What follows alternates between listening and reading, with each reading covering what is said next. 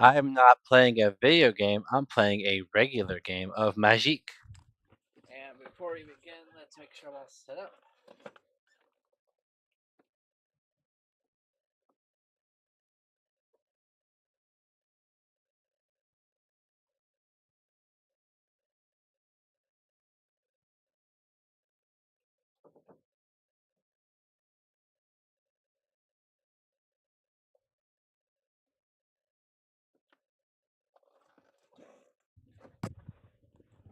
That's right, kids.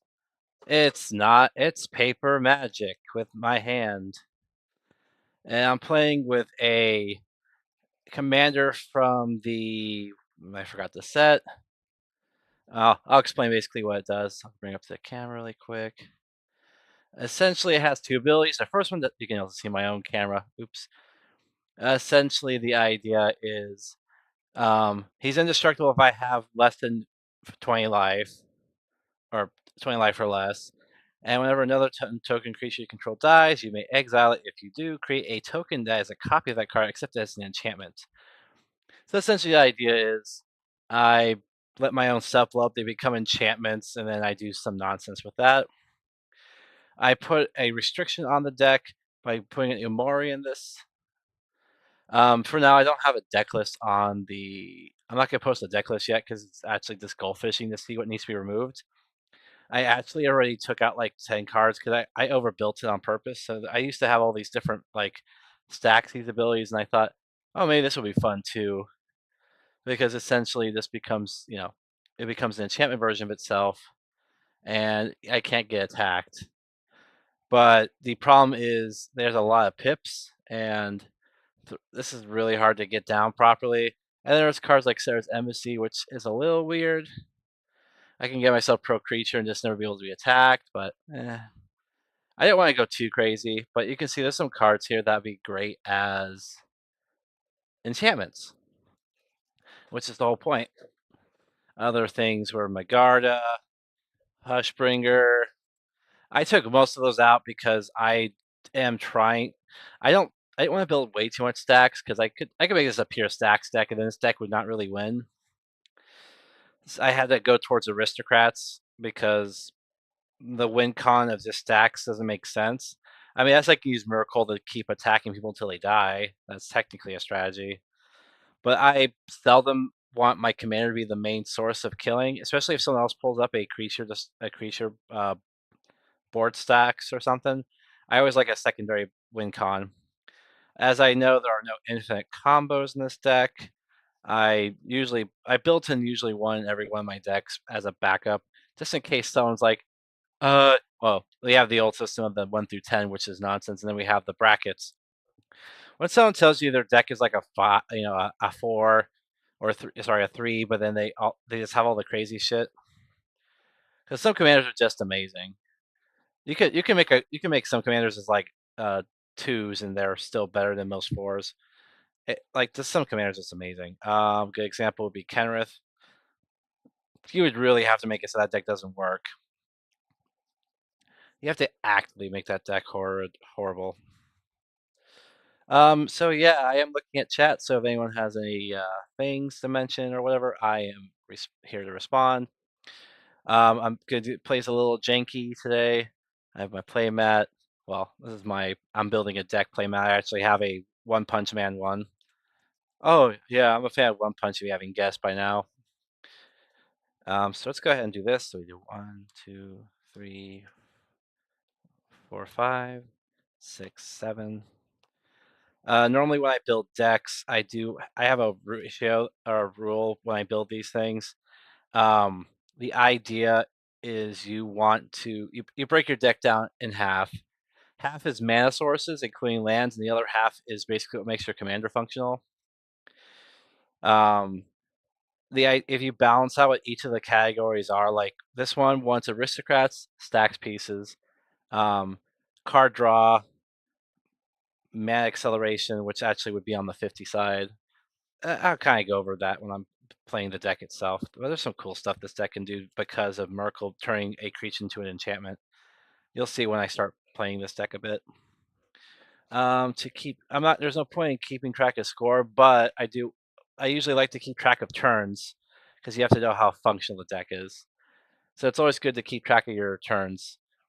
Your deck should be able to go off within 7 turns if you want to be a reasonable deck. Less if you can. I do have green, so I could technically get Myrkul out earlier than turn 7, but this deck is not focused on that because with the Mori, all I can really use are dorks and sacks to play extra lands. Um, I can always go through the strategy of just drawing a bunch of cards and then using creatures like a Susa to double, treble or triple up my land drops. But that doesn't really. I I I I want more punch in this deck, so I kind of took out some of that extra stuff. Anyways, I'll show you what this deck does in a general sense. I'll go ahead and draw for turns. It's turn 1. I also don't have the most optimal mana pool, but I do have the Triome, and I do have a decent amount of duels that come into play with a really easy to meet condition. So I'll start with an Endathrotome tapped. I might regret that already because of how my hand is. I'll play a Razorverse Thicket for turn 2, and I'll play the first card that kind of makes this deck break a bit, and it's a Devoted Druid. The basic idea here is this creature has 2 abilities, taps for green, and also lets me put a 1/1 counter on it, -1/-1 counter to untap it. Normally, after putting 2 -1/-1 counters on it, it dies to state-based effects. But if Myrkul turns it into an enchantment, this part disappears. So I could basically make infinite green mana. And also, since when it dies, it will come back as an enchantment. It doesn't have summoning sticks, so I can use it right away for mana. So this deck can go really fast out of nowhere, which is kind of nice. But for now, I just see a Mad Dork. I could actually let it die to its own effect to get Myrkul to do its thing, which is kind of fun. But I have to make sure Myrkul's in play first before it happens because it doesn't have an Eminence ability, so whoop. If you don't know, Eminence is an ability that can only works either in a command zone or while the creature's in play. It's usually very broken, but we're not going to deal with that today. I'll go ahead and play a Forest for turn, so it's now turn 3. And I'm going to put my a second sort of like speed up card. Although this one's a little bit weird because of how the deck is built. I could play Island of Blossoms. Basically, when it or another enchantment comes into play, I get to draw a card, so I'll draw for turn or a second card. Once again, Myrkul makes enchantment tokens. That'll trigger Eidolon, and basically every time I make a token, I get to draw a card, which is a great little engine. I could. I'll move to my next turn. So this is turn 4. Luckily, I've so far not missed my land drops. I'll play a Plains for turn. I'm going to put these down here now. So I have technically 6 mana to play with. I could work on building more stuff, but I want to. Yeah, I got to play this kind of carefully because I have 1, 2, 3, 4. I can technically touch this for 2 more before it dies. So tap, untap like that. I need 7 to play my commander, so I'm 1 short. And I'm not going to put any counters on it yet, so I'm going to hold back a little bit. But I'm going to put another piece of tech in this that I've put in this deck, which I think is kind of cool. So I'm going to tap a black, a white source, and an anything. Doesn't matter to play a Victor Valgar Seneschal. What is this? What's a Seneschal? Oh, anyway, this guy does something kind of cool. Has an eerie effect. I don't care about the room opening part, but whenever enchantment ETBs, I get to surveil 2 the first time. The second time, I can make opponents all of them discard a card, and the third time, I can make a creature from a graveyard go to the battlefield under my control. So this is one of the themes of this deck. It's my part of it is I'm going to start reviving my opponent's creatures because Myrkul doesn't care about where the creature eventually ends up. All it says here is whenever a non-token creature you control dies, that just means goes to a graveyard. I can exile and make a copy. So I could steal other people's creatures and then turn them also into my enchantments. So I can do some really cool stuff with that. And I'm going to just go ahead and switch to turn 5. As you can see, this deck does not really accelerate too well, but that's okay. I will play a Canopy Vista now that I have two or more types.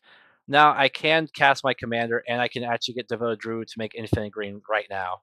That's how like soon it happens. So let's see if I can pull some shit out of my ass like this. Okay, so I'll tap 1, 2, 3, 4, 5. This will be the black source. This will be the green and the white, and I have to tap 4 extra, so that'll be Devoted Druid once. I'm going to represent its -1/- counters with a dice, but it's not going to matter once it turns into enchantment. That's now it's a -1/+1. I will tap this, so I'll make 7 total mana. I'll then cast Myrkul.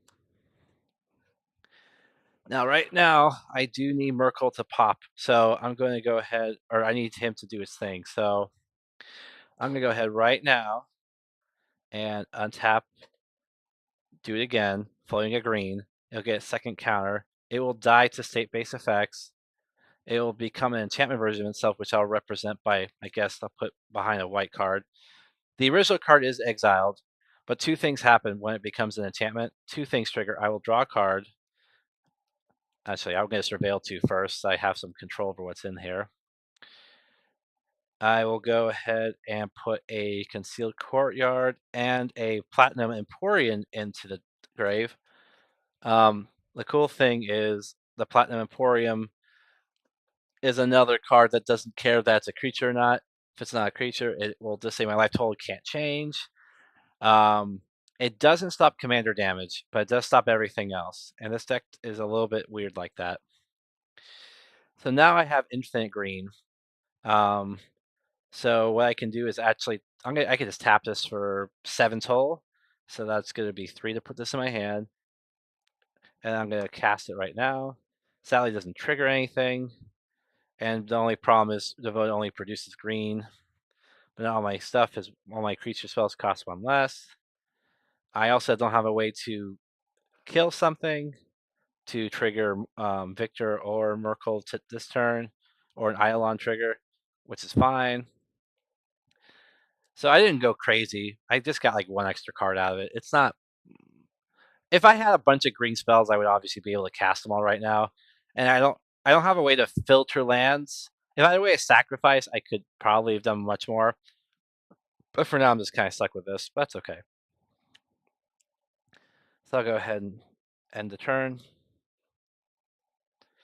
Tick it to 6. This is turn number 6. Draw a card.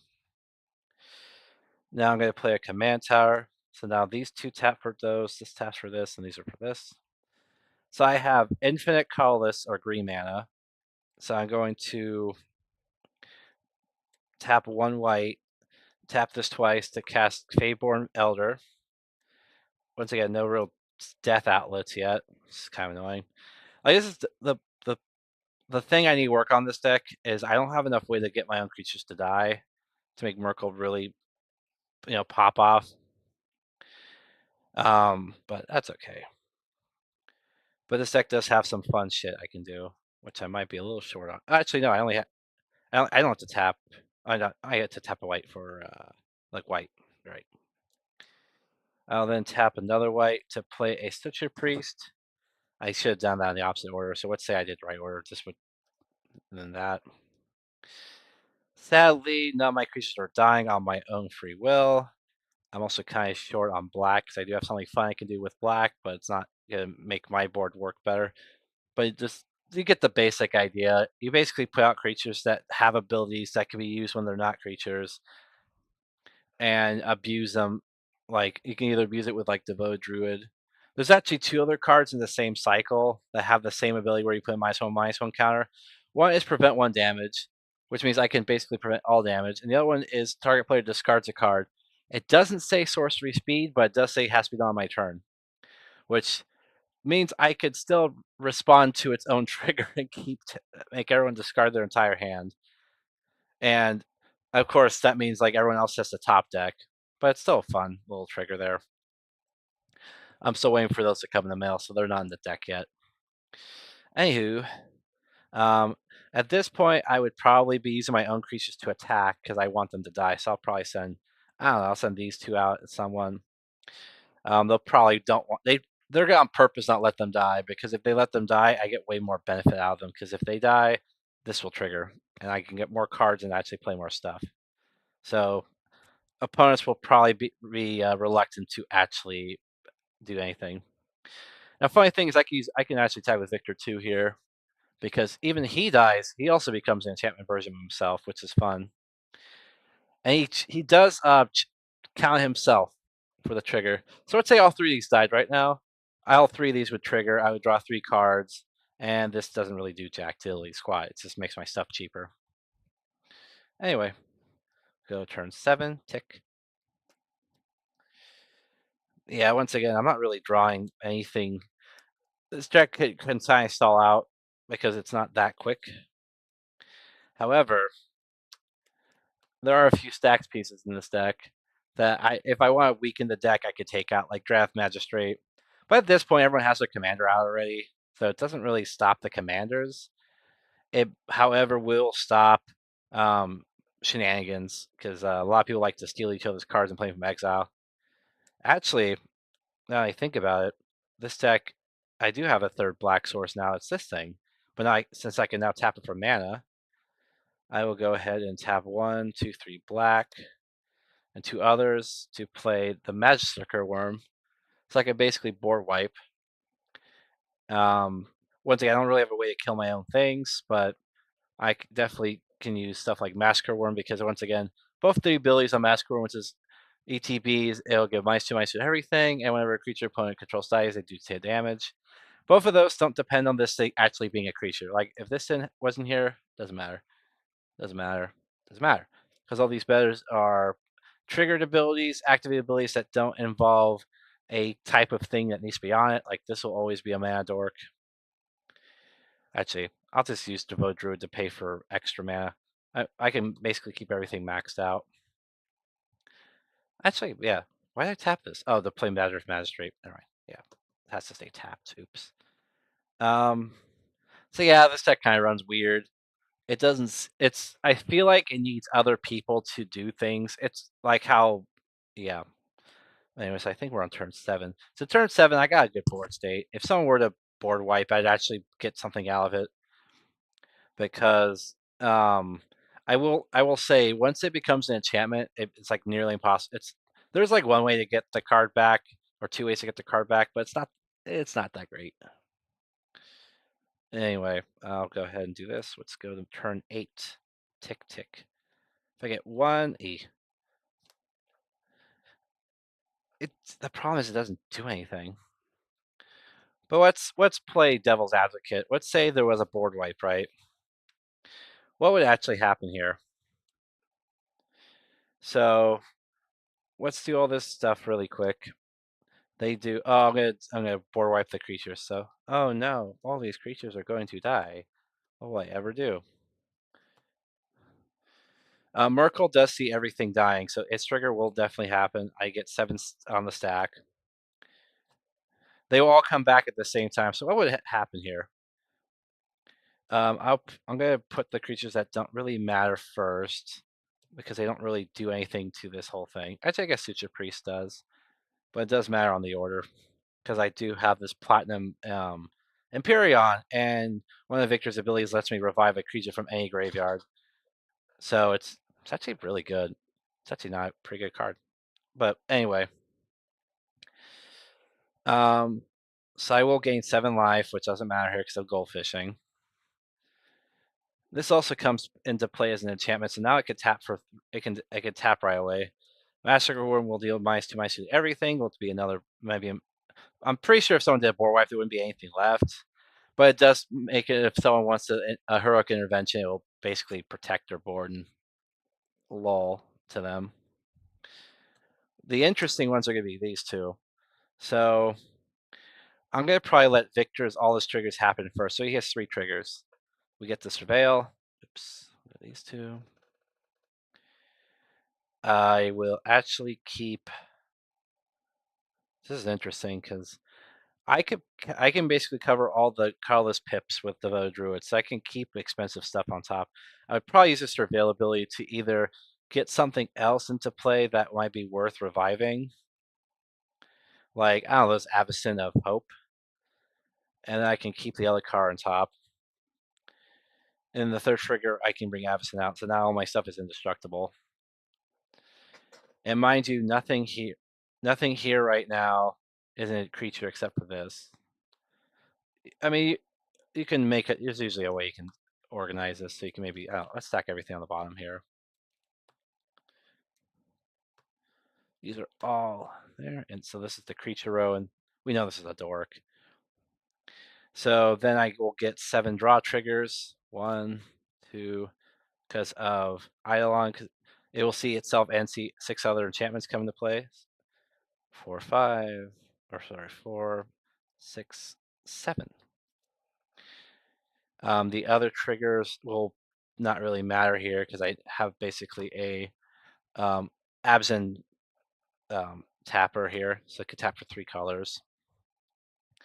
So now I have Avacyn itself out, and I have a bunch of fun stuff here. I will definitely want to do something kind of, let's see.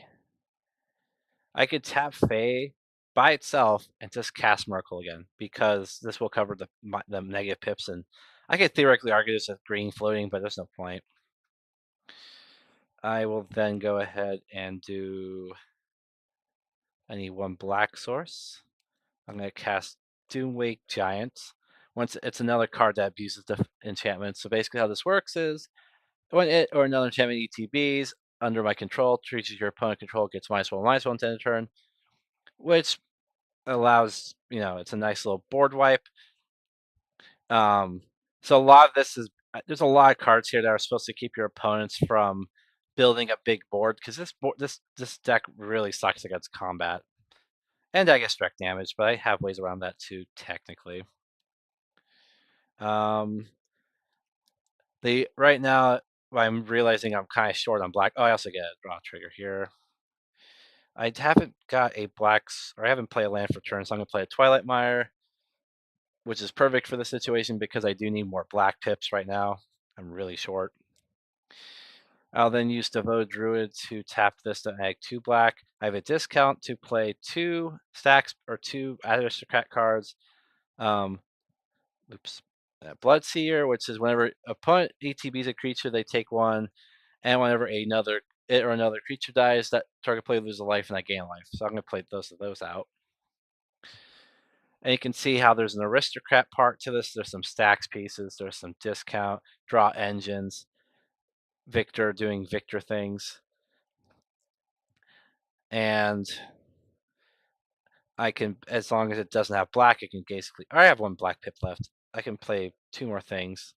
So I'm going to tap a black and a white to cast Campbell. Another card that doesn't care that's a creature if it does its thing. Essentially, it says whenever an opponent casts a non-creature spell, they lose 2 life and they gain 2 life, which is a nice way to stack soft people that will try to do spell damage to me instead. And then I have exactly 2 white pips left, so I'll tap 2 more to play another interesting stacks piece, the Luxon Gatekeeper. It makes it artifacts, creatures, and lands your opponent's control come to play tapped. So no rushed creatures. And right now it kind of sucks. I just have so much green, and I have no green sources. I do not have a way to board wipe to try to trigger more draws. That will be, overall, which is fine. But you can see like when stuff happens, yeah. All right, so let's go tick number 9. And this is after a board wipe, so this deck does have some robustness to it. Crap. This is how bad my luck is. The rest of my hands land, so I'm probably not going to be doing much else here. I'll just keep trying to increase my black pips, because that seems to be the bottleneck with the deck, which is why it's good to do testing. At this point, I would just be aggressively attacking with everything and hoping someone will kill my stuff. So that way I get to draw more cards and get Victor triggers to hopefully revive something from my opponents, because, as I said, my opponent's creatures dying also give me the tokens themselves. So let's say I'll turn 10. Basically, it's going to be the same thing. Yep, turn 11. Now this is actually kind of cool. So we're gonna go back to this. Let's play this. A next card that actually will help me here specifically too, because although my creatures are indestructible, um, technically they can die to negative effects. So watch this. I'm gonna put this is like one of my little bomb cards here. So I need one black source, two, three black sources. I could pay for the rest to play the Demon of Dark Schemes. Actually, let's switch this out because I shoot. I need three black sources. 1 second. Actually, no, that's fine. So how this will work: when ETBs, it gives every other creature -2 -2 until the turn, and whenever another creature tries to get energy, if someone has a wide deck, this thing basically gets at least 20 energy. But the real thing I want to happen is I want my board to get wiped a little bit. So it's not that many, but two creatures will die. Some will take 2 damage, and then I will get them back over here in the pile. So you can see now I have all these different aristocrat abilities on enchantments instead of creatures. So I do get 2 triggers. Victor will trigger twice, and Eidolon will trigger twice. I'm going to do Victor again, so I'm going to Surveil. So this back in there, put this on top. I do something kind of cool, actually. And then I'll go ahead and then draw 2 cards. I'll just tap 3 creatures with absolutely no, or tap my Dolo 3 times. I'll play Tireless Provisioner. Once again, another creature that doesn't care whether or not it has the ability to be a creature. So this one is ETB. When in the land ETBs, I get food or a treasure token. Food is tap to tap the token and sacrifice to gain through life, or tap the token to make a 1 mana of a color. The other thing kind of cool is I do get Doomwake Giant trigger. Since 2 enchantments ETB, I will -2/-2 everything, which is a nice little board wipe again. On top of this, so all my opponent's creatures got -4/-4, which is cool. Maybe more stuff died. Honestly, this thing I can easily get like 30 energy from just this happening. Now, the important part isn't that everything gives me energy, it's the second part. It's another card that lets me revive stuff from graveyards and put it under control, my battlefield under control tapped. Once again, I can pick any creature and revive it for 1 black, 2 other, and 4 energy. And every 4 creatures that die give me an energy. It's pretty easy to get this thing to like 20 or 30. So I could do this ability quite a few times. And that's only the first time it happens, because it says whenever any other creature dies, I get an energy token. I wish I could figure a way to get my board more negative, because I would really like to board wipe some of these other creatures for more draws, but that's okay. I'll then go ahead and play something else that's sort of interesting with how the deck works. It's called Ramana the Second. It is from Doctor Who. Yep, it's one of those Universe Beyond cards. And it has a Vigilance, which doesn't really matter. It has Doctor's Command, which also doesn't matter. But the mill ability is kind of cool. I could tap one and tap it to create a tapped token as a copy of target token that's entered the battlefield this turn. Now, this is kind of cool because if I have this ready to go when something dies to Myrkul and becomes an enchantment, because these are actually all tokens. These are not the actual cards. Sorry, let's put this on top so we can keep them separate. These are not the original cards. These cards are all exiled. I'm just using these to represent what they are.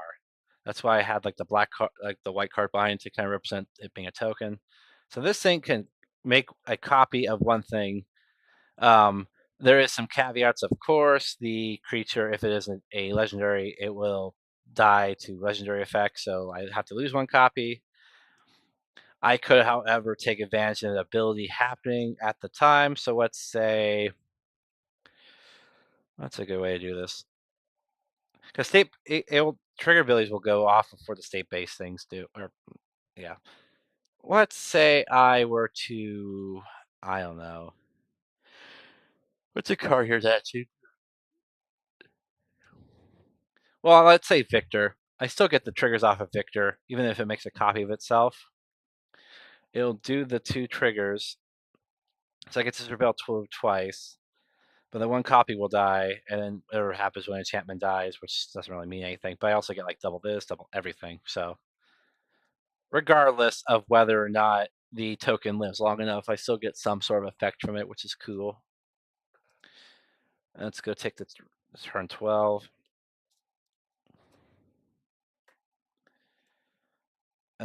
So here's another interesting card for this. Once again, it's one of those cards that would be way better if it's not a creature, but I'm still gonna show it off because it kind of does some wonky stuff. The way it's worded is a little weird, so I'm going to go ahead and tap. I forgot there's a creature in this pile. I need 2 black sources that are. I need more black green sources. I realize that's kind of the problem with this deck. I'm gonna tap 2. I get infinite discount on colorless pips to cast Giza. Glorious Resurrector. This card works in a very bizarre way because of how it is. Yeah, how it's worded. So it doesn't seem that weird, but given what the commander is, it does do some weird stuff. So if a creature, an opponent creature would die, exiles it. Beginning of my upkeep, put all creature cards exiled with Giza onto the battlefield under control. They gain Decayed. Decay means when it attacks at the end of combat, that creature gets sacrificed, which actually will trigger Myrkul, which means I will get all those creatures. But that's not the weird part. When it's a creature and something dies, it gets into this little magical pile that Giza sees. But if that pile says exile creatures and this dies, this is not the same card anymore. It's now an enchantment that has to be called Giza Glorious Resurrector. So that pile will just be treated regular exile for rest of forever. But for now, I'm gonna just do this and it'll be fun. So a lot of this deck it's kind of like creature theft. I steal creatures, make them die, make enchantment version of them for myself. That way they get exiled and they have no way to get those cards back. And then I could take advantage of ETB triggers, stuff like that, to do some wonky stuff.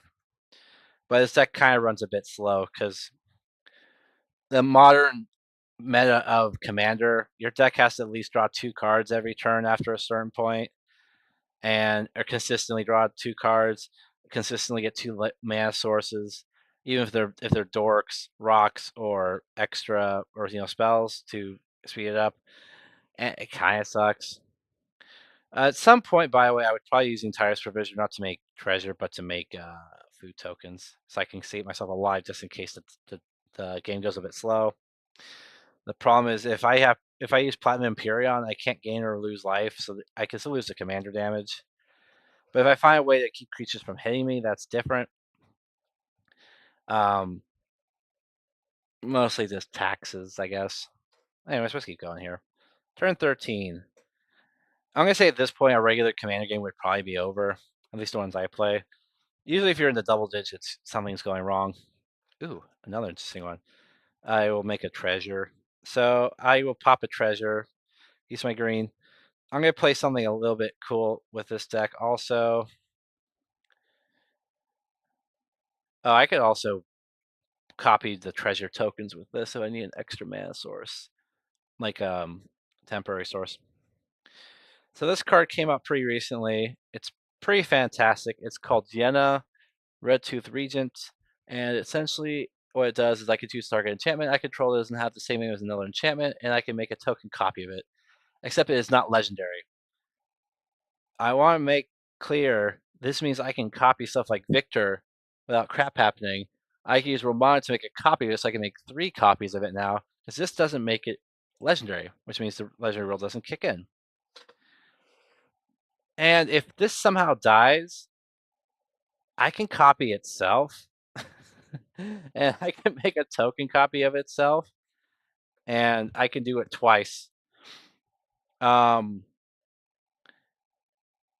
it doesn't work like you think it would, though. I'll say this. This card is supposed to be for abusing on enchantments because it does say at the bottom, if the token is an aura, I can untap this card and then scry 2 and then activate only the sorcery. So I can't do this on other people's turns. But the important thing is it doesn't untap unless it's an aura. This deck doesn't obviously run auras because that doesn't make any sense. And I also have a Mori, which restricts me from playing anything that's not a creature. So This is out. I'm looking for a freaking way to kill my board. I don't think my opponents will want to kill my board for me, sadly. I don't have a way to recur Demon of Dark Schemes, but that's okay. Anyways, I'll just keep going through my deck, kind of show it off. Ah, this is a double-edged sword in this deck. This is what I would use if I'm running behind. It's Magus of the Disc. So if anyone knows Neverall's Disc, will know what this card does. ETB's tapped, and I can tap one and tap it to destroy all effects and creatures and enchantments. This card hurts me if I have a good board state. I would probably not even play this because I'm too worried that something stupid will happen. So I probably won't play it. If I lost my board for whatever reason, then that's different. But my goal right now is to do, something else. Now here we go. This is gonna be cool. So I have Yenna now can do its thing. And I also have Romana that make a second copy of it. So I'm gonna copy Victor because I definitely can. I can get the second ability trigger twice, and I can make people discard 2 cards. I also get to draw 2 cards. I have no way to do it 3 times though, yet. Is there anything else worth copying? I could copy Eidolon of Blossoms to make all my enchantments draw me way more cards, which actually may make more sense right now. Yeah, I'll do it that way. So I got these 2. So let's do it like this. Oh, wait. These both don't need, can use green. So I'll use Yenna's ability, copy Eidolon. So now I have 2 copies of it, which I'll represent with a different kind of dice. This will work a D8. I got 2 of these. How that happens then, it will see both come into play, and I'll draw 2 cards. Now I don't have to jump into anything yet, so I'm going to first play the land for turn. I don't need to jump in to make a Romana copy it, unless I drew horrible, horrible cards. I sort of did, but this is an interesting one because of a lot of this deck having a lot of high CMC cards. This is a sort of like way to get around paying extra mana, at least not right away. So I'm going to play this card called Dream Devourer. How this works is each non-land card in my hand has, without Foretell, does have Foretell. Its Foretell cost is equal to its mana cost reduced by 2. So essentially how it works is I pay 2 now, exile a card, and then I can cast that card later for a discount. And the idea is I can stack a bunch of these early on when these spells are really expensive, and they also protect the spells. You can't mess with Foretell; it's just not there. So I'll just give a quick example. I'm going to use my Devoted Druid to pay 2 mana into this to exile that card I was talking about. Okay, it's a non-land card, so let's go in this little magical world here. I can now cast it at any time for just 2 white pips. If I get board wiped, I have a backup plan. So I didn't like what I drew in 2. I need a sack outlet still to make this deck work, so I'm going to go ahead and use Romana the second. I'm going to make a copy of this now. It'll see itself and 2 other cards coming, so I'm going to draw 3 cards. Aha! Finally, I drew something. So I will demonstrate something kind of cool because it will speed up this deck significantly. I will tap a white into a double black. I have something to pay for all the colorless pips to play Yawgmoth, Thran, Physician. I believe this card is it's a good standard card. I don't remember. I don't have the newest version in this deck. I have this cool old border one from Time Spiral Remastered. It has 2 abilities and 1 amazing ability. The one I'm going to be abusing is pay 1 life, sacrifice another creature, put a -1/-1 counter on 1 target creature, and draw a card. So essentially now, I could sacrifice all my creatures and turn them into enchantments and then do some crazy shit with that. It can't sacrifice itself, which is fine. I don't need to sacrifice itself, but I can now do some really crazy shit. So most likely how I would do this is I'm going to wait for the Giza trigger to happen next turn. That way I could sacrifice it. But right now I need to go through my deck a bit quicker. If you notice, my deck was running really sluggish until now. So we'll go first with something interesting. Um, I'm going. Well, okay. Now there's some strat involved because I would use demon right now, but I want Giza to see those stats happen while it's an enchantment, so I'll probably hold back on this. I could sacrifice Yenna and Ramona right now, and they will come back as enchantment. And I could then use Ramona to make 2 copies of Yenna, so I have 3 copies of its whole. So I can do its ability 3 times. Well, 3 different times. Or actually, it'd be the opposite. I would probably copy Ramona the second and then copy itself, so I can make 3 tokens of whatever every time. Because Yenna is not going to make me too many copies. So let's do that. I'm going to first go ahead and pick Yama's ability. I'll take a damage, put -1/- counter on something. It's whatever. I'll pick a creature they have that's super big that won't die from this. Actually, I could pick my own things if I really wanted to. So I could put it on. It doesn't really matter, does it? Well, I want to draw cards, so let's say it goes on. Mm, what's something that's really hard? I could put it on itself. I'm gonna give it a -1/- counter. That way, it can eventually die and become an enchantment. So let's say I do Yenna first, sacrifice it. I have several triggers on the stack. I have draw triggers. I have -1/- triggers, which kind of sucks. Actually, maybe I should make Giza die right now first before I make anything smaller. Because as I said, anything that Giza will see die, I can't take back later. So actually, I'm going to sacrifice Giza first to this. It'll become an enchantment. The cool part is this happens after this comes into play, so everything will get -1/-1. And I do realize I technically made 2 copies, so anything that was 2 or less has gone to the ways of whatever. That's okay. And then this will die. I will first draw because of the Yawgmoth's ability. Another interesting card. And then I got some triggers. Draw 3. Victor will see its third trigger actually happen. I can revive anyone's creature because now I have Yawgmoth. I could sacrifice it right away, and yeah. Let's say they got some creature in the graveyard that I board wipe that's really useful. I could steal it right now with Victor's ability, which is cool. Um,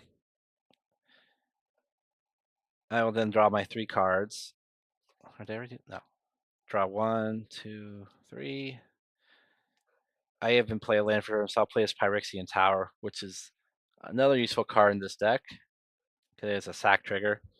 We can either tap to add a colorless, or I could tap, sack a creature, add 2 black. Obviously, I'm here for the second ability, although it is nice to have the first one. It does suck when they make a land that is useless without a certain condition. In any case, Kisa now is here. It's now you do some fun shit. Now I can sacrifice some other things to do some even crazier stuff. Oh, and also everything dies will give me energy, but honestly, I'm going to lose track of that after a while anyway, so that's fine. So let's go ahead and sacrifice Demon of Dark Schemes. Um, Same thing will happen again. And I will first get the draw trigger from Yawgmoth.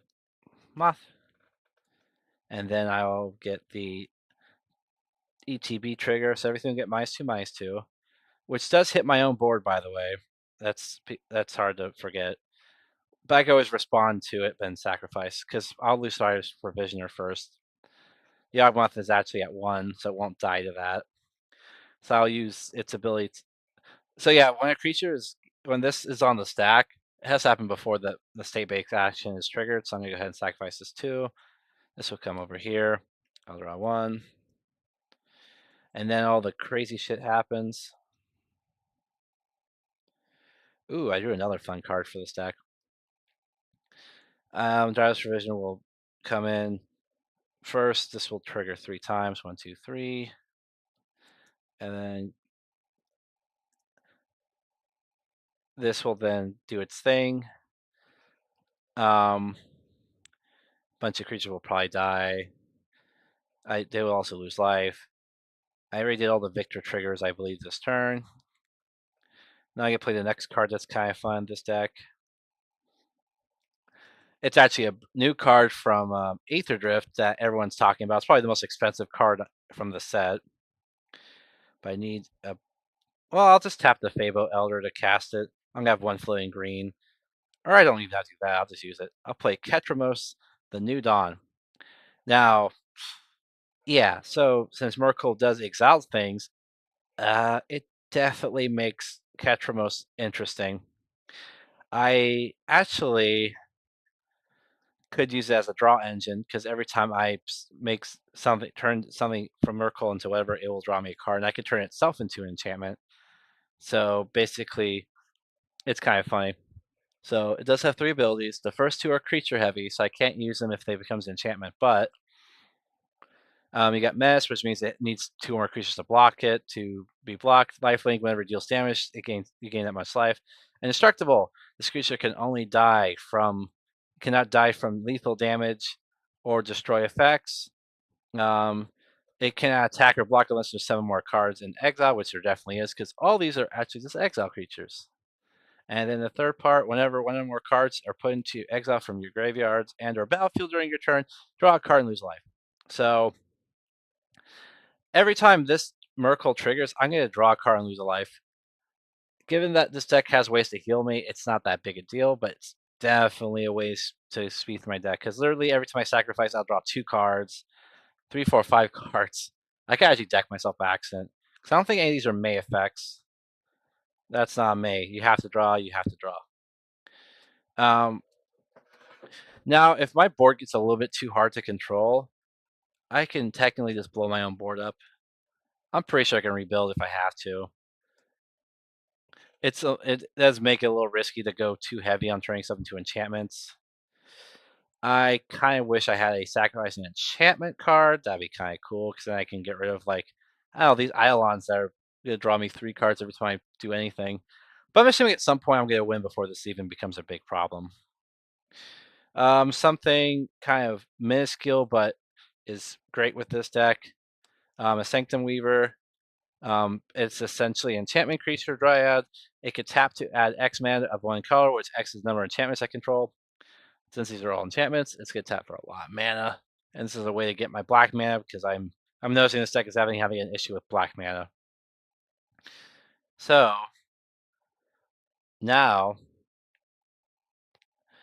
this thing has Summoning Sickness, but first I have triggers like -1/-1, everything else, and then I draw 3 cards. Jeez. My hand's getting it's ridiculously full now. Sanctum Weaver is a creature. It does have Summoning Sickness, but what's cool is if I can kill it the turn it comes out, the enchantment version of it is not Summoning Sickness. I can tap for mana right away. So let's say I use Yawgmoth here, sacrifice it. It'll become a mana dork that could tap for a lot of 1 color. And then I get the same triggers. I get 3 draws, 4 draws because of Yawgmoth. I think that's... Oh, also Ketramos will trigger, so I'll draw and lose a life. So I drew a ton of cards. Yeah, this deck... I mean, this is goldfishing. Eventually, you're going to have a nice grip like this. Now, I could use Dream Devour to empty my hand out. So let's say I use my Devoted. I'm going to foretell 1, 2, 3, 4, 5, 6, 7, 8. Okay, I can foretell all these cards. By the way, Dream Devour doesn't have to be out for you to cast the foretell cards. These cards gain the property foretell. So no matter what happens to Dream Devour, I'll get them back. It's funny because Dream Devour is still technically a creature. I have not yet sacrificed it. I could keep going because I did want to show off some more things because, I mean, eventually I'm going to run out of a deck and then the goldfishing's over, right? So what else can I show off? Oh boy. Oh, so like everything that died should be causing blood artist triggers. I haven't been doing these because it's kind of boring. Those are kind of obvious. Um, I do have my Remora and my Hyena, and I could also make Yawgmoth do a thing. So I think Yawgmoth itself might be something I can take advantage of. So I want this thing to die. Um, I could just use Pyrexian Tower to tap two to sacrifice it to do its own thing. I could also go ahead and discard. I could have also started putting my own minus counters on opponent's stuff. Are a little bit too big for me to board wipe, and I can use the discard ability to proliferate, which means to put one for every permanent and player. You can put one more. Choosing number of permanents and/or players, then give each other counter of each kind already there. So this is something people don't know. If there's different kind of counters on it, you can proliferate each kind. It's not one per permanent or player. It's every kind gets proliferated. It's kind of cool. Which means I could run stuff with rad counters, which might or might not hurt my deck. I really don't know. This thing also has like 100 -1/-1 counters on it by now, just chilling there, and it can't die to its own state base effects because it doesn't have any. So what I could do now, depending on how I want to look at it, I have these two I can sacrifice. So I'll show those interact. I may also compress the board because I'm kind of mechanically speaking, some of these are just meh. So we know about all the stuff that's detrimental. These are all do something nasty, but doesn't really matter. These are all cards that have been foretold. So I'll put those there. We know what Tyrus Provisioner does. Um, what else? Umori is kind of just chilling at this point. Dance Magistrate, same thing. It doesn't really do much. I'm kind of just showing the stuff that will really be relevant. Mask Room, same thing. It's all does is hurt you. So I'm gonna throw these over here. Let's keep. I guess I can keep sacrificing stuff. Oh, by the way, it does say up to one target creature, so I don't have to put a -1/-1 counter or anything. Because if it's by itself and there's no other creatures, it will just kill itself from its own effect, which is kind of funny. Anyway, let's go ahead and sacrifice. I'll probably do Yenna first. So when I sacrifice it, I'll draw two cards because this was from the sacrifice, this is from the exile. So 1, 2. And then I will get the ETB triggers. Victor is long and gone at this point, but I can still draw 3 from Eidolon. Ooh, I draw some other cool interactive stuff that will actually hurt me if I play them.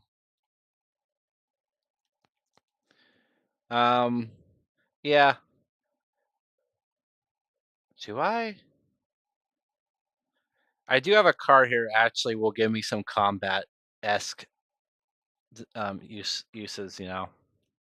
I'll put Demon over here too. So I don't really have space. Let's put the Mana Dorks over here with everything else. So I drew something else. It can. I can cast it now. I just need to give it 2 white pips, and Devodru will cost the difference. God Eternal Oketra. This card has an interesting interaction with this deck. Because this deck is 73 creatures. Is that right? No, 63 creatures. This triggers a lot. I honestly don't care about the. Oh. Oh. I just realized something cool about this card. This has an interesting interaction with Myrkul. So I'm going to explain this one again. Oh, I forgot Avacyn's kind of chilling there, giving everything indestructible. There's 3 abilities on this. Double Strike doesn't matter. Second one, whenever you cast a creature spell, create a 4/4 black zombie warrior creature token with vigilance. Also, which is probably the relevant part for this, because every time I cast one of my creatures, I get a zombie. The third one's going to have an interesting trigger. When this card dies or is put into exile from the battlefield, Oh, shit. That doesn't work like I think it will. So I was trying to figure there's a way to make these two work together, but um, these are both delayed triggers, and it doesn't work like you would think it would. So this thing does say it does exile it, but this card specifically says exiled from the battlefield. This card exiles it from the graveyard, which means that I can only pick one of the modes. I could theoretically just not care and just have this guy come back every so often, which is fine. But yeah, this card's not as good as I thought it would be. I actually didn't even think about that mechanically at first, but it makes sense that it won't work that way. Doesn't that suck? Oh well. Let's see. Other cool stuff. I could tap a green. This card I thought was kind of fun, but the way how it plays. I'm gonna play a twitching doll. It basically says I could add one mana of any color, and I could put a nest counter on this, and I could sacrifice it to create a 2/2 Spire token with reach for each counter on Twitching Doll. So let's say I get this early on. I keep tapping for mana, making a big nest, and then I get Myrkul out. I can use its second ability to sacrifice it to make spiders, and then Myrkul will trigger turns into an enchantment that still taps for colors and also still builds up nest counters. So and I can essentially have a little green spider army that can help me block for a bit. And I could do it a second time if I really want to and sacrifice the token to do the same thing again if I'm mana flooded any creatures. Stuff like Yawgmoth can also proliferate this card, so kind of works with that. But yeah, that's kind of why I put that in here. It's a weird ad, but I like stuff that has mana abilities with other stuff, so I can actually take advantage of it.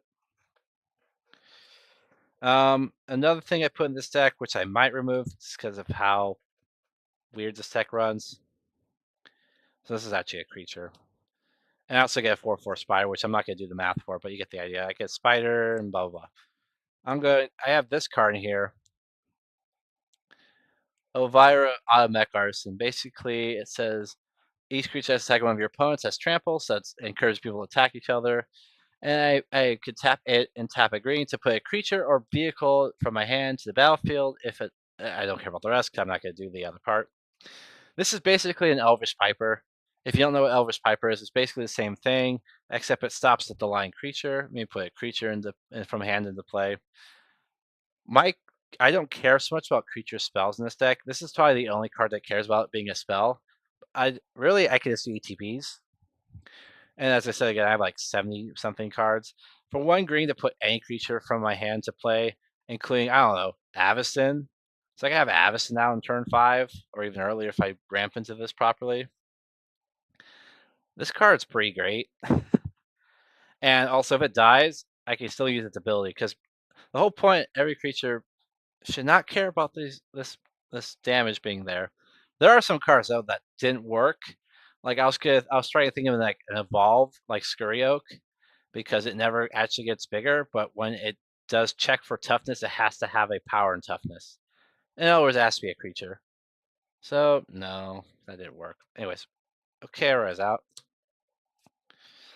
By the way, this has all been one turn. I have not ended my turn yet. This is me popping off. So now I do have Vienna. I can copy stuff. I could use this Vienna right now to copy Victor. What else can be copyable? I could make the Guy Eternal Ketra become a creature or enchantment. Because honestly, I don't care if it gets exiled. If it's gone, it's gone. It's fine. In any case, I guess I can keep using Yawgmoth. Or is there anything else in my hands I can want to play? There is, but it actually will hurt me.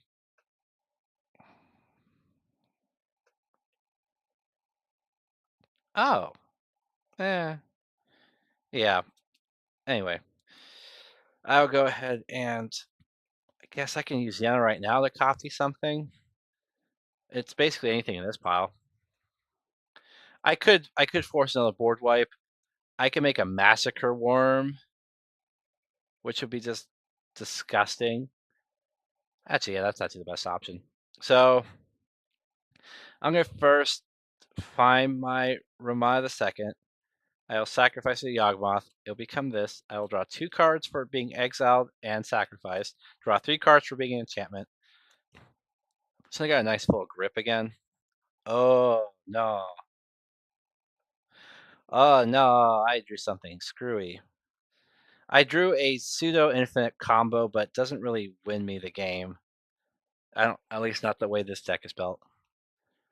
Um, so let's say this is a token, or whatever. I have to be careful too, because every time I make a token, I draw 3 cards, but that's okay. Now both their abilities are colorless, so I'm gonna go ahead and do this. Yeah, we'll copy Masker Worm. So let's use another D, whatever, anything smaller than D20. That works, a D12. So now I have 2 of these. Everything will get -2, -2. Anything that dies will be eaten by Giza. Anything that dies, the opponents will be taking at least 4 life. I'll go ahead and tap this to make a third one. Oh, also, on top of -2, my Doomwake Giant will also -1 everything. So everything gets -3, -3. I'll draw 3 cards. Ooh, that's gross. And then I'll make a copy with Ramon the second. So everything gets -2, -2, -3, -3. Draw 3 cards. You can kind of see how the engine runs, and oh, I get to show off way more stuff. I'm at the point where I could probably play the rest of my deck out. I think I'm going to eventually run out of one color, though, so I have to be careful. But now I could do this. I'm going to tap 6 Devoted Druids to cast Kadama of the East Tree. This card is really berserk with this deck. So it says whenever another permanent enters the battlefield under my control, if it wasn't put onto the battlefield with this ability, you may put a permanent with equal or less converted mana cost from your hand to the battlefield. These tokens are copies of the card. They also have the CMC of the card. So all these Mask Worms have CMC 6. They are tokens of cards will retain all the attributes, including the CMC. So Kodama basically says, whenever anything comes into play, I get to put stuff from my hand to play. So this does some interesting interaction. I'll demonstrate the first one by playing one of my favorite cards in this deck. Let's see. First, I'm going to tap 2 white. I'll play Mondrak, Glory Dominus. So the interaction here is obviously I make the creature, which is not the problem here. By the way, the creature ET being will make it so I can play a card with 0 CMC. So every token I make, I could basically just drop a land, because lands are 0 CMC, and it says a permanent card. This card should have said non-creature or non-land permanent. Honestly, it's a little busted, but for 6 mana, it's not that great. Mondrak is one of the few token doublers in this deck, because I can't run any of the enchantment versions. It says if one or more tokens will be created under your control, twice that many of those tokens are created instead. These will basically make 2. So I can make 5 copies of any token every turn. If I had a way to untap enchantments, golly gee willikers, this would be just horrific. So anyways, the token comes, I put a land down. Now I have a Mondrak trigger. I can put anything with 4 CMC or less into play. So I guess I'll just show off more cards. So this card is a sack engine. It's 1 time, but it helps you ramp, which is something this deck does have a problem with early on. It's called Right of the Willikers. Basically, it's a great card. It's fantastic. It has an ability, doesn't matter. Vigilance doesn't matter. The +1/+1 for each creature, my graveyard doesn't matter, because quite frankly, if I have creatures in there, there's something wrong. And then the third ability, which once again is an ability that doesn't need to be a creature for it to do its thing, is to sacrifice another creature. I can search my library for any land card, put into play tapped, and then shuffle. So yeah, this thing is a good card to ramp. It's also a sack engine, so I can use it for Myrkul. Although early on, sacrificing stuff would not be the best idea. This is maybe something Myrkul would, once Myrkul's already out, this is just to fix my colors. And you can see this deck is a little bit mana intensive. Devoted Druid basically saved this deck, or this run. I'm assuming at some point someone destroys it with an enchantment removal, so I probably wouldn't be doing this well, frankly. Once again, this is goldfishing. That's how it rolls. So some of these cards are just really boring, so I'm not gonna play them. Oh, right will trigger. No, I use Laundrak to put right into play. I have nothing for creatures ETBing, right? No. Oh, once again, if I really want to use this ability right away, I could just sacrifice right to Yawgmoth, so it becomes a card here. I could do the same thing with Kodama. Oh, oh. By the way, because Ramona cares about when the creature comes in or when the token's made, I have to be careful not to over sacrifice stuff I want to copy. But Mondrak definitely does some screwy shit anyway. At least the plus size Mondrak will automatically make the tokens for anything that is not legendary. But I'll show an interaction. I'm not going to play it out, but I'm going to show an interaction here. Let's say Kodama gets sacrificed. It comes into play. Both copies will see each other. So I will get to put 2 cards with 6 CMC or less into play.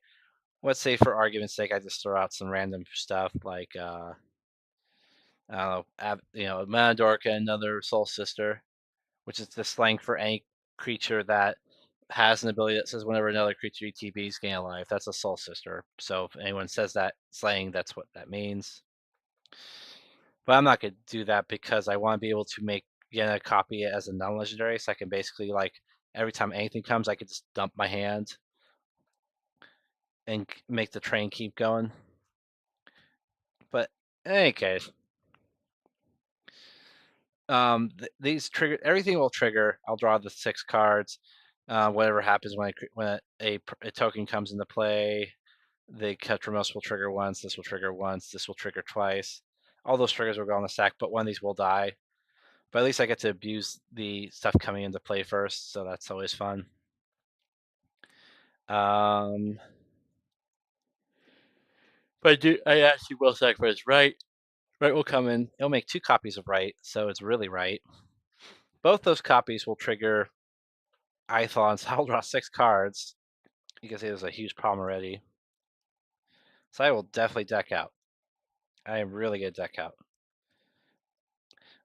Right, a relic really will let me go ahead and put 2 permanents of 2 CMC or less into play. I'll put in both 2 Soul Sisters.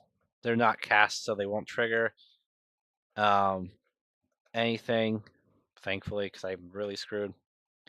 I kind of wish I didn't triplicate, but I was running so slow I didn't have a choice. At this point, I probably would win from just building up a giant army or... See, the problem is I don't have a haste enabling. Although I did forgot, every time I cast a creature, I manage to make 2 of those tokens. I also have a built-in sack outlet here. So Mondrak does have a second ability. I could give itself indestructibility at the cost of either 1 and 2 Pyrexian planes or white mana. Pyrexian mana, essentially, it words like this. I may either pay 1 of that color or pay 2 life to pay for the cost of any Pyrexian mana. So I can essentially just tap 1 colorless and pay for life every time and do its ability to sacrifice 2 creatures and let all the stuff happen. So this thing is actually well designed for Myrkul to do its thing.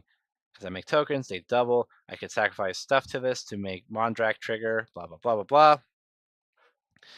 I wish I could find a way to sacrifice enchantments because I really want to destroy these. These things are going to kill me. Oh. You know what? Let's show off a board state where I have to rebuild. Just to show how robust this deck can be. I'm gonna tap 1 white, 2 white. It's gonna suck, but oh well. I'm going to go ahead and cast. Well, I still need an extra turn for it, but I'm gonna put Magus of the Disc into play. It will have a ETB trigger. I'll go ahead and put something else into play. That will be cool.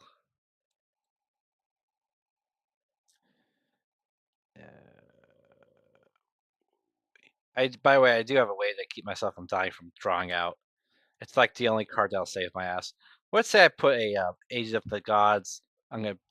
I know I picked enchantments. I gotta draw 3, and all that crap happens. So yep. Magus does trigger this. I will make 2 zombies.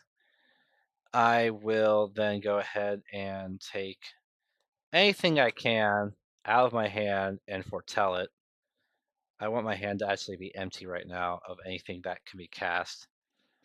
Because if I board wipe, I want all these cards to kind of be in stock.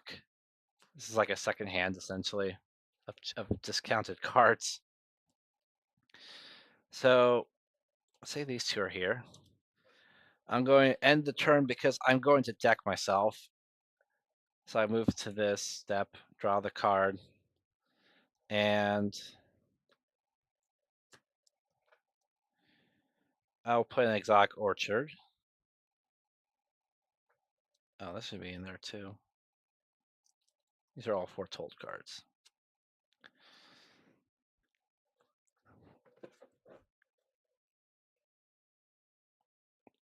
Now this is gonna get kind of weird. So this pile of cards is gonna just poof forever.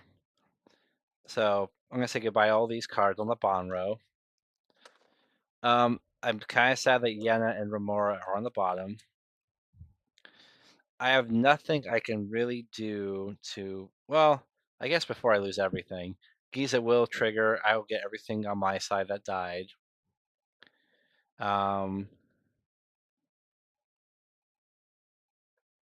I don't even know what I would want to. Yeah, I lose my duplicating cards. It's kind of sad. I actually lose quite a bit of power by doing this, but me dying to draw triggers is a little bit too extreme.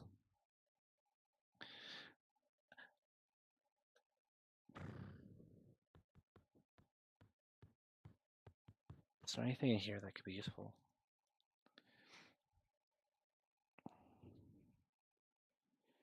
No, I should mention that what's his name? Myrkul's ability is a May effect. You don't have to exile the card. If I want in the graveyard for some weird reason, I could throw it in there instead. So let's say I want to use Ride the Reliquary before I go, or whatever. I could technically just do that because these are all exiled.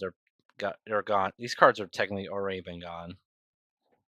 Oh, or maybe let's say I want to use my Mana Dorks before I lose them forever.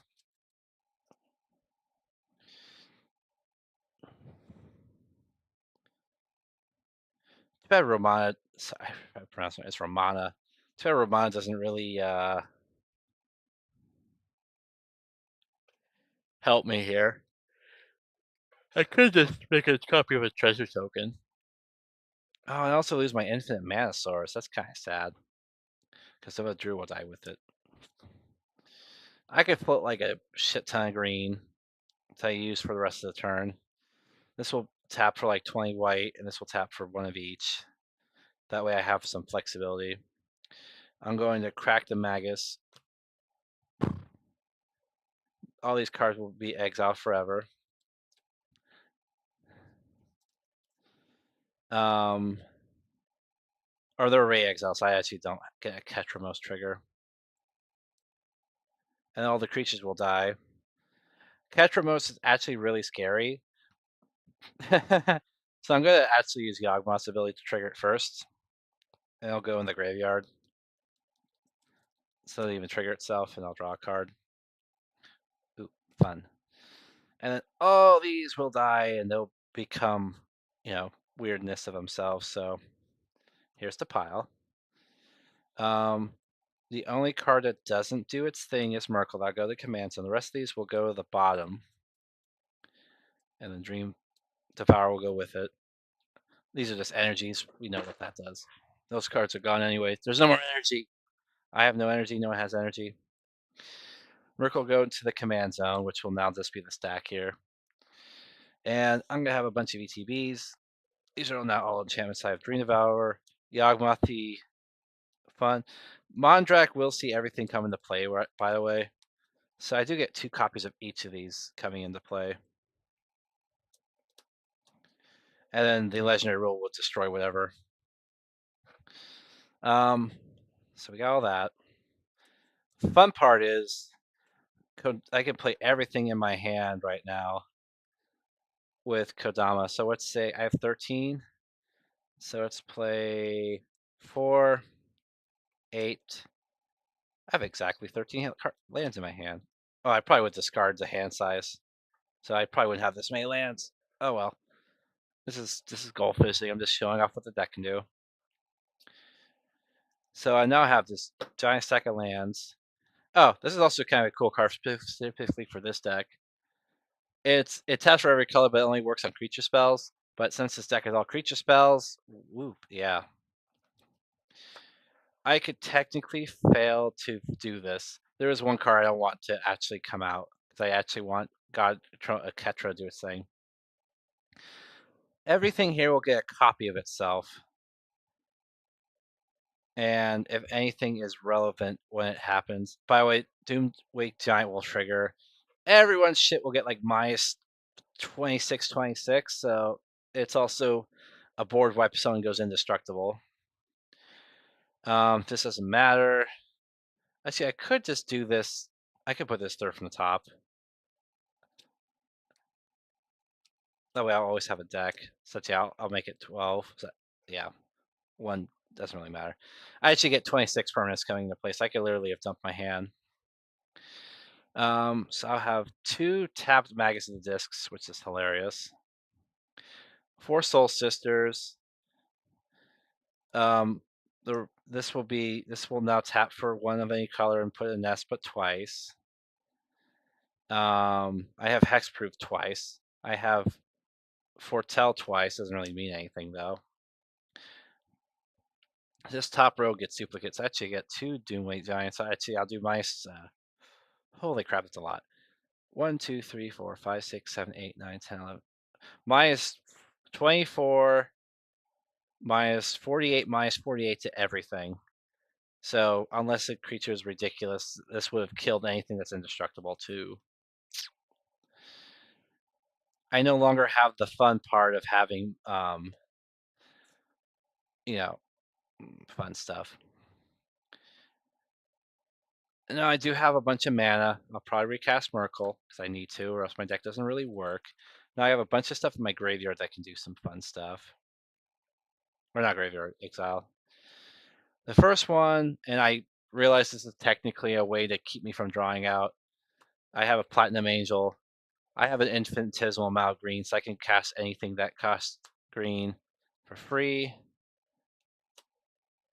Essentially, we've got the Piper, Gwenna, Destiny Spinner. So I'll explain what half of these do. Some of these are kind of obvious. Platinum Angel says you can't lose and your opponents can't win the game. This thing is hard to destroy as a creature, but imagine trying to get rid of this as an enchantment, especially when you have Avacyn out. Because once Avacyn's out, there aren't that many sacrifice enchantments. You have to exile it. Destiny Spinner. Creatures and enchantment spells you control can be countered, and I can animate a land, which is the number of enchantments I control, which is great because I have a lot of lands, and I could just animate stuff and just smack people with it.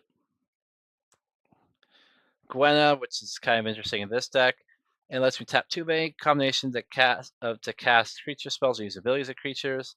And if I ever cast a creature spell with Power 5 or greater, I can put a counter and untap it. The important part is I can untap it. There are quite a few cards in here that have a big face to them, so I can basically get extra, including my commander. This actually lets me cast my commander and then I can use it for something else. There's a lot of cards here that are under the 5 condition, but honestly, there's enough to make it worth it. Plus, it still taps for 2. Elvish Piper, which I mentioned, is basically a card that's like Ovia. It lets me put a creature into play. Bird's Paradise taps for every color. This makes it so all my tokens now tap for green, so now all these are green mana dorks. White mana dork. Could tap for 3 mana color, but can only use to cast creature spells. You can notice a lot of this is restricted to creature spells, but the efficiency is there. Now I'm down to anything white or whatever. I'm gonna show off just two more cards, and I'll probably end the stream because you can kind of get the idea. So these two cards are very weird, and I like them, and I've been wanting to put these in a deck, but they are very hard to pull off. Not hard to pull off; they're mechanically kind of weird. They're both from Tempest, that's why they're weird. But here's my first favorite. It is called Oracle on Vec. I so I'm gonna read the last bit first. So this will only be done during my turn, so I do have to time this correctly. Target opponent chooses any number of creatures he or she controls. During that player's next turn, those creatures attack if able, and no other creatures can attack. At the end of turn, destroy each of those creatures that did not attack. So in other words, it's like Super Goad. I pick a player and say, okay, you can pick any number of your creatures. They must attack this turn or else they die. It does say destroy, by the way, so indestructibility can work around this, but I thought this was a fun card anyway. This might be removed. It's still cool. Also, once again, it's a creature that does need to be a creature to do its thing. So this will force non-combat decks to kind of get effed up. Although I guess technically they could just choose the creatures that... Or, sorry. Wrong way of describing this. How it actually works is you basically force your opponents to only attack with like whatever they have available, so they can't do a burst attack. Like, I don't know, a Craterhoof Behemoth, hasty crap, or summoning creatures that have haste, or whatever. Those creatures can no longer attack you for a turn. This deck is a weird control card. It also forces players to decide if they're going to attack with something or use it for as a mana dork, whatever. But most of the time, you know what creatures are going to be attacking. So that's just a fun include. Now this one is actually a bit stronger, but the timing is a little bit different. So it's called Maddening Imp. So Maddening Imp says tap it. All non-wall creatures target opponent controls attacks this turn if able. So basically, it goads everything. At end of turn, destroy each of those creatures that did not attack, and I can only use this before combat on their turn.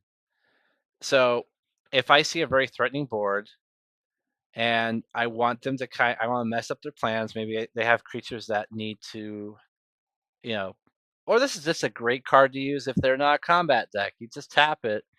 They're forced to attack with everything. If they don't, they lose their crap. I mean, it's a great card to me. It's it's good.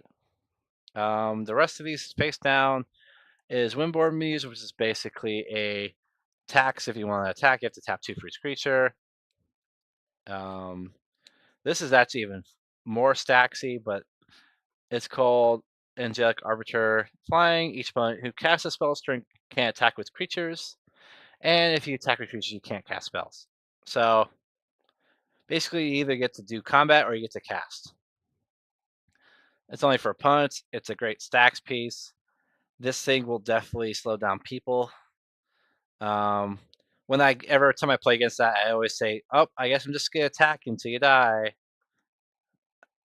Also, I will mention that it doesn't stop them from casting spells on other turns. So let's say they have a lot of instant speed spells, they can just save them until their turn's over, then cast them. Or like me, where I have a lot of triggered abilities and activated abilities, I can just do it whenever. This Angelic Arbiter doesn't stop that. This is a card from the Foundations, which I think is actually great, and also is a good way to stop a lot of things from going wrong. But Crystal Barricade, Defender, I have Hexproof, and prevent all non-combat damage that be dealt to other creatures you control. This card actually gets stronger once it loses its ability to be a creature because it could be targeted as a creature and it could die. If I don't have my commander out, it gets thrown to the graveyard. What else we got here? This is a pretty straightforward card. Whenever a non-creature token you control dies, draw a card. Basically, when somebody dies, draw a card. I don't really make token creatures except that one card. That's okay. Another stacks card. A lot of people know this one already. It's called Grand Arbiter. Basically, on your turn, opponents can't cast, activate abilities or artifacts, creatures or enchantments. That means they can still do land abilities, which means they can stop that. They can also do also trigger abilities will go off. There's ways around this. This card was way more busted back in the day when there was less options. Another card that basically is Grim Horrorspokes, but bigger. Basically, it's the same idea. Whenever we don't cover the first two, because it most likely will die as a creature, but it does get pretty big. I could also attack and sacrifice a creature, which will let Myrkul trigger. But basically, the idea is whenever non-creature dies, by the way, I forgot to mention this. This says creatures you control. This one says any creature, which means this I could basically draw myself out by accident with this one because people have token decks. I'm screwed. But yeah, I that might be a removal because it might hurt me more than help. Um, this card reads a little weird, but it's also very fun because of how Myrkul is. We got combo, another combo. I had one already earlier that basically punished you for casting non-creature spells, but this one says when one or more one or more tokens enters the battlefield under your opponent's control, I get a copy of it. This happens once a turn. I don't think it says may, so they can make a crappy token, and then yeah. And whenever one more tokens ETBs under my control, each opponent loses a life and I gain a life.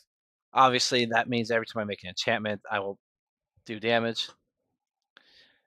I've been spending like an hour and a half explaining this, man. And a card that may or may not say because of how restrictive it is, but there's ways to kind of mess with it.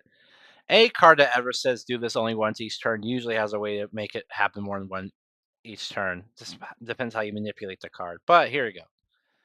Undo Spirit Dancer. Whenever an enchantment ETBs, I may create a token copy of it, and this happens once per turn. Theoretically, if you already have, if you could do it to itself when it becomes an enchantment, and it makes infinite enchantments of itself. And by itself, it's kind of useless, but with stuff like, I don't know, Doomwake Giant, board wipe. With cards like, let's see what else we got here. Sanctum Weather, infinite mana. Cards like, man, I'm looking, or combo means infinite damage because it doesn't matter what kind of token it is. I can use all my triggers on Victor. I could draw infinitesimal cards. Like, there's a way to abuse that for sure. And by the way, this deck is not finalized for at all. I'm actually ordering some cards, so I'm waiting for that to happen. Oh, this card was just sitting in my hand, but this is supposed to be a way to. I thought this would be a fun thing to have on an enchantment, but we have one of the partners, pseudo partners from um, March of the Machines. It has two abilities. Well, one ability that's not anything. One is the pure stack space, and the third one is this card has all activated abilities of all creatures your opponents control. You may spend mana as though it were mana of any color to activate those abilities. Usually, I'm not the only person wearing sacrifice triggers. I can basically copy anything my opponents have, mana abilities, really broken triggered, that kind of stuff. Mostly mana abilities, or I don't know, maybe they have an OB and I can now also put creatures into play for free, essentially. But yeah, we have that. And since I'm going to end the stream soon, I'm going to show off the rest of this deck. Just land. I'll just take all the lands out first. And I'll show you some like cool stuff this deck has in it. And stuff I'm probably going to be removing and or messing with later. We already know about the god. Next one is another stacks piece called Archfiend of Despair. There's an enchantment version of this, but the whole point is I want my creature to do it. It's a pretty big guy for 6. 8 mana, 6/6 flying. Your opponents can't gain life. Beginning of each end step, each opponent loses life equal to that life they lost. So they lose double life every turn. Damage is a form of lost life. So that's cool. Here's a stacks piece from a set that I've don't see as much as This is a really weird card, but it's a fun stacks piece anyway. Spell Tithe Enforcer. Whenever an opponent plays a spell, that player sacrifices a permanent unless they pay 1 life or 1 mana. I'll tell you now, they will definitely want to keep that 1 mana open, so everything essentially costs 1 more mana. If they somehow want the sacrifice to happen, well, I'm kind of screwed, but oh well. I'm not gonna stop it. Then we got another Soul Sister. Whenever other creature ETB gain a life. I have maybe one of my few cards that truly ramps me in this deck, Burnished Heart, because when it sacrifices itself, it becomes an enchantment which I can sacrifice again to. So I can get 4 lands out of it for 9. It's not the worst trade-off. Despite not having any access to whatever. I got that. This one I thought is just fun. This is expensive taxi card, and it also hurts people that want to abuse treasures or other tokens of that kind. Patron of Nezumi, whenever a permanent, or it has Rat Offering, which I'll never use that. I don't run rats in this deck, I think. Yeah, no, most of this deck is actually vampires and elves, and random creature types that don't really do anything. This guy says whenever a permanent is put into the opponent's graveyard, that player loses 1 life. Yeah, that means when they sacrifice treasures, foods, or clues, sack triggers, stuff like Fabled Passage, which lets you crack it to look for a land. That also counts. So pretty busted. Another stacks piece called Elsh Norn Crancelobite. Essentially, it just says other creatures you control get +2/+2. Your opponent's creature gets -2/-2. This thing will lock off boards because it's a permanent -2/-2, which means a lot of your opponent's stuff are going to die. I played against these. I played against someone who copied it, and then both of them were like just lolling because they're both getting negate while everyone else is getting -4/-4. Basically, didn't have a board. It was nasty. Speaking of nasty things, this card's a little bit interesting. It's another Tempest card. I also just wanted to use this because I thought it was a great ability. It is Coffin Queen. Basically, I can choose to non-tap it, but I get tap 2 and tap it to take a creature card from any graveyard, put it into play under my control, and I have to remove that card from game if Coffin Queen becomes untapped or I lose control of Coffin Queen. So, how this will work is I will steal someone's stuff from the graveyard. You can tell there's a lot of theft in this deck. Use ability to sacrifice it, and then make an enchantment copy with Myrkul. And I could steal a thing every turn that way. It does take extra pieces, but it's a great theft card anyway. I could also steal my own cards. But I have to be careful though, because unless I sacrifice that creature or it dies in combat, this will exile it. So, or if something kills it first. 4 more cards. This I thought is great because it basically keeps your hand full. It's called Spinner of Souls. 4/3 for 3. It's already a good creature. Reach. Whenever another non-token creature I control dies, I reveal cards from my top of my library until I reveal a creature card, and I put that in my hand. So it's essentially what's that card called? Anyway, Myrkul does have a wording that says specifically that creature does die, so this will trigger. Despite the card actually getting exiled afterwards, it will trigger. Also, it's a foundation card. It's pretty good. You should run in your green decks. It's just a great card. It keeps you from like being shrunk down to nothing in terms of access to your stuff. Also, 70x cards. It's easy to get something cool from that. I do have a card that is like Giza. It's a little crappier, but it's a backup for Giza just in case I lose her.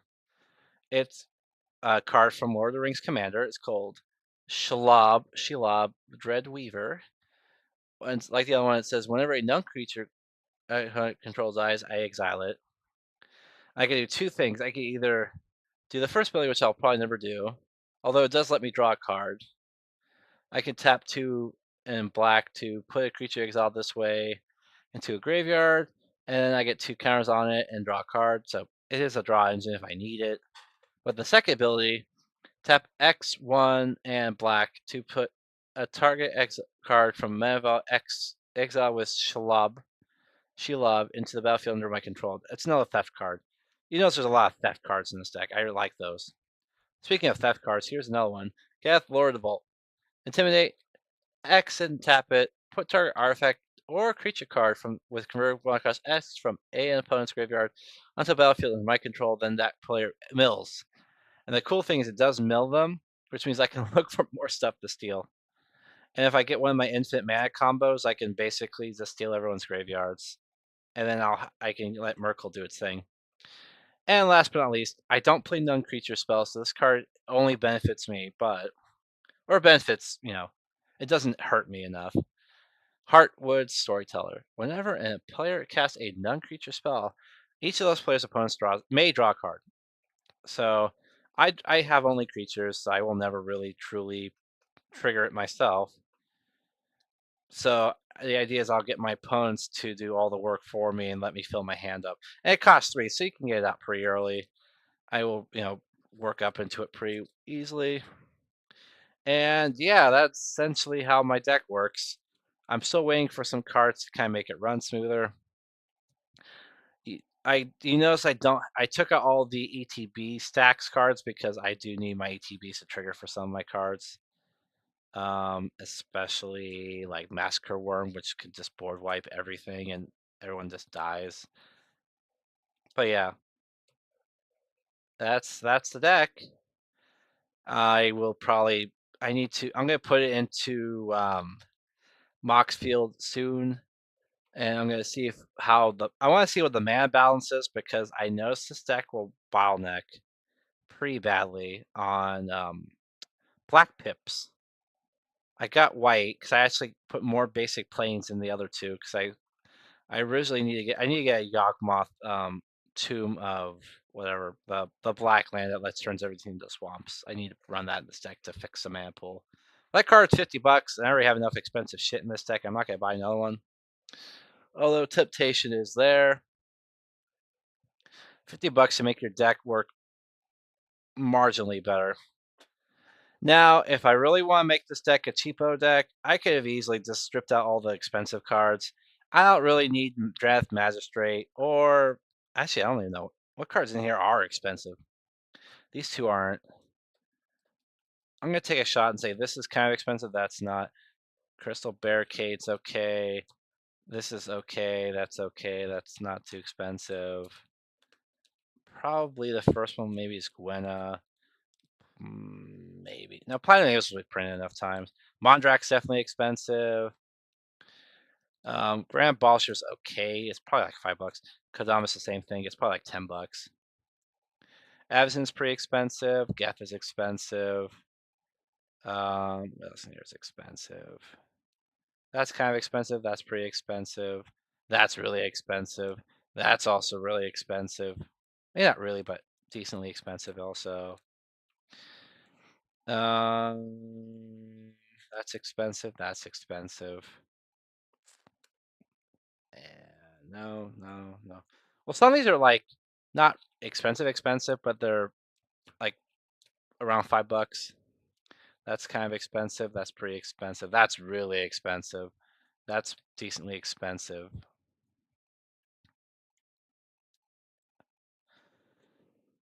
Rest of these are lands. Pyrexian Tower is expensive, and Drum's kind of expensive.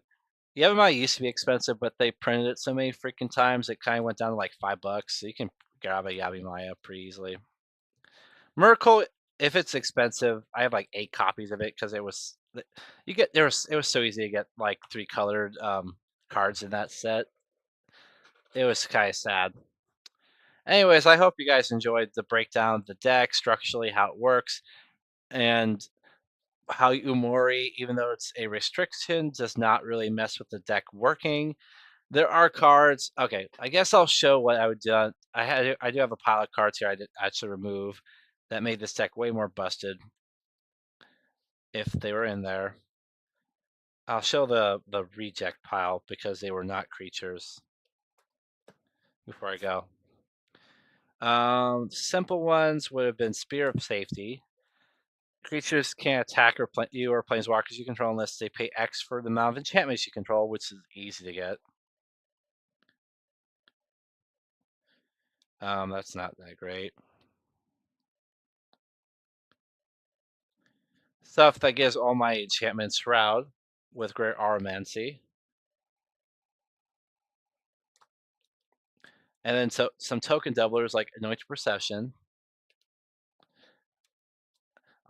Parallel Lives, Doubling Season, Primal Vigor. It's one time, but Second Harvest. Oh, the ones I put down all say if an effect would cause you to create two or more or make a token, double the tokens. This one also does counters, so I probably wouldn't be running Primal Vigor. This one says counters also, but like Primal Vigor is a crappy version of Doubling Season. This works for everybody. These two are almost the same. Actually, Primal Vigor is like way worse if you do the math on it, because this one gives you double counters, and also double tokens. This one gives everyone double tokens and double 1/1 counters. But yeah. Then there's some other cards I just kind of synergize with this. This one lets you every turn copy a non-saga token, which is your enchantments. Birthing pods away to destroy your own creatures, and then search for a bigger one, and then they become enchantments. Birthing Ritual is like a free one-time version of that. I had some hilarious stuff in here, like I wanted to run this. Nature's Revolt. All lands are 2/2 creatures, which means if I board wipe, I turn all my lands into enchantments that tap for colored mana. I am not sure what would happen with my basics. I think they just do nothing. This card actually would hurt me. I would have to run a non-basic deck. Oh, that's funny. Actually, I should also say something here. This card would also do nothing with Nature's Vault because when they are given basic land types, it goes from it being an ability to an intrinsic uh, thing it does. So see how it says that in parentheses versus, let's see if I can find a regular dual land in here. Really any, yeah, frick. I wanted to show this. Oh, there's exactly one card in here that actually kind of shows off like a comparison. Actually, it shows a perfect breakdown of what I'm talking about in one card instead of two. If I could find it. Sheesh. How is it? Is it like literally the last card? No. The heck?